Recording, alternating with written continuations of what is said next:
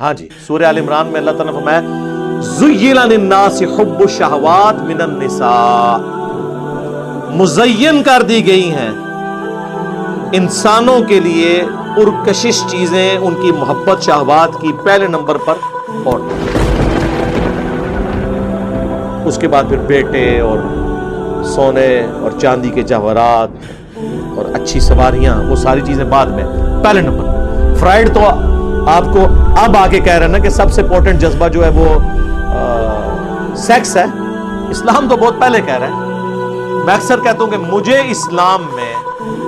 توحید کے بعد سب سے زیادہ پسندیدہ چیز جو ہے نا وہ اسلام کا سیکس ڈسپلن ہے۔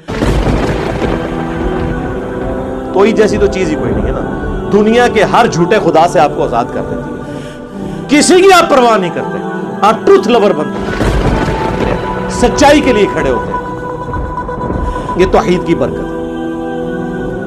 اور سیکس ڈسپلن چونکہ یہ جذبہ اتنا امپورٹنٹ ہے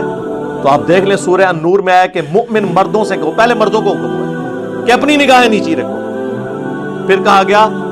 مومنہ عورتوں سے کہو کہ وہ بھی اپنی نگاہیں نیچی رکھو، پھر یہاں تک سورہ النور میں آیا کہ عورت کی زیور کی چھنکار بھی باہر نہ سنائی دے۔ آج مولوی یہ جھگڑ رہے ہیں جی چہرے کا پردہ ہے یا نہیں، وہ جی زیور زینت سے مراد زیور ہے، اچھا جی یہ شادی کے لیے جب عورت کو پسند کرنے جاتے ہیں تو اس کا زیور دیکھ رہے ہوتے ہیں، شکل و صورت دیکھتے ہیں،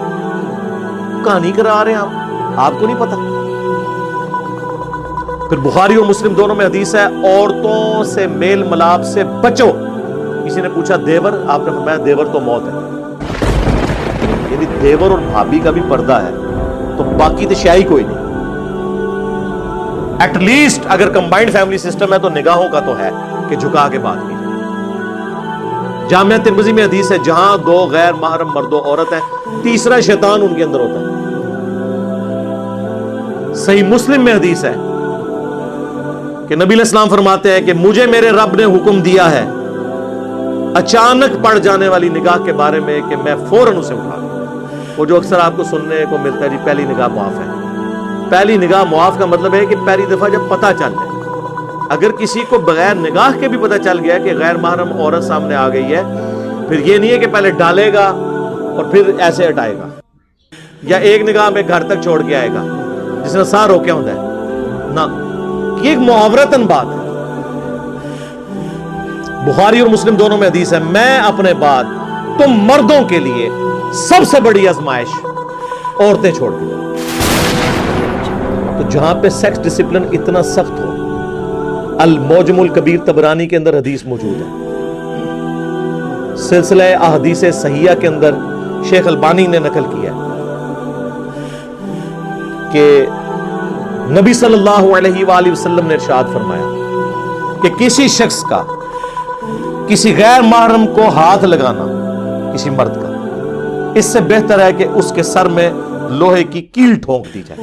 یعنی اس کا جو اس کو تکلیف ہے اس سے زیادہ عذاب اسے ہونے والا ہے آخرت میں۔ یہاں لوگ کہتے ہیں جی مصافحہ کر لو جی خیر ہے جی فلاں چیز ہے جی وہ تو جی پردہ تو دل کا ہے، تو ٹھیک ہے میرے بھائی پھر کپڑے بھی اتار دو اگر دل کا ہی پردہ ہے۔ دل کی تو کوئی چیز بھی نہیں مانی جاتی،